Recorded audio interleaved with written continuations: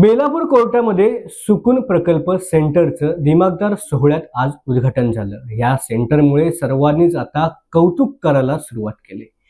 कौटुंबिक वाद न्यायालयामध्ये येण्यापूर्वी आपापसामध्ये ते मिटले पाहिजेत आणि वादाचे रूपांतर संवादामध्ये झालं पाहिजे, यासाठी कौटुंबिक न्यायालय बेलापूर या ठिकाणी सुकून प्रकल्प सेंटरचं उद्घाटन करण्यात आलं। यामध्ये डॉक्टर, मनसोपचार तज्ञ, त्याचबरोबर इतर सामाजिक संस्था देखील काम करणार आहेत। सध्या आमच्या न्यायालयामध्ये नवी मुंबईमधील 1857 केसेस असून हा वाद या सेंटरच्या माध्यमातून सुटावा हा आमचा उद्देश असल्याचं सेंटरच्या प्रमुख डॉक्टर अपर्णा जोशी यांनी मत व्यक्त केलंय।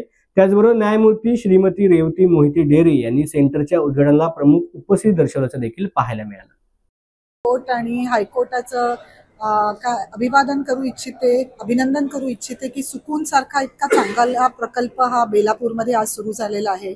आणि या प्रकल्पाच्या निमित्ताने आम्ही सांगू इच्छितो की कौटुंबिक वादातून ज्या समस्या उद्भवतात त्याच्याकरता जेव्हा लोक फॅमिली कोर्टामध्ये येतात त्यावेळेला ऑलरेडी ते वाद कुठेतरी एका विकोपाला पोचलेले असतात आणि लोकांच्या मनामध्ये असं असतं की या वादाला उत्तर नाही।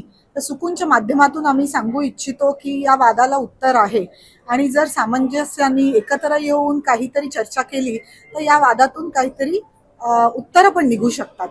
या वादाचा परिणाम हा फक्त त्या जोडप्यावर होत असतो असं नाही, तर त्यांच्या कुटुंबियांवर, मुलांवरही होत असतो।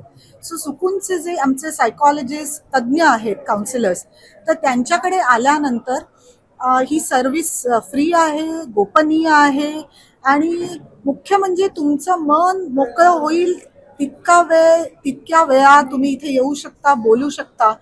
त्यातून नक्कीच काहीतरी समस्येचं समाधान मिळायला आपल्याला मदत होईल।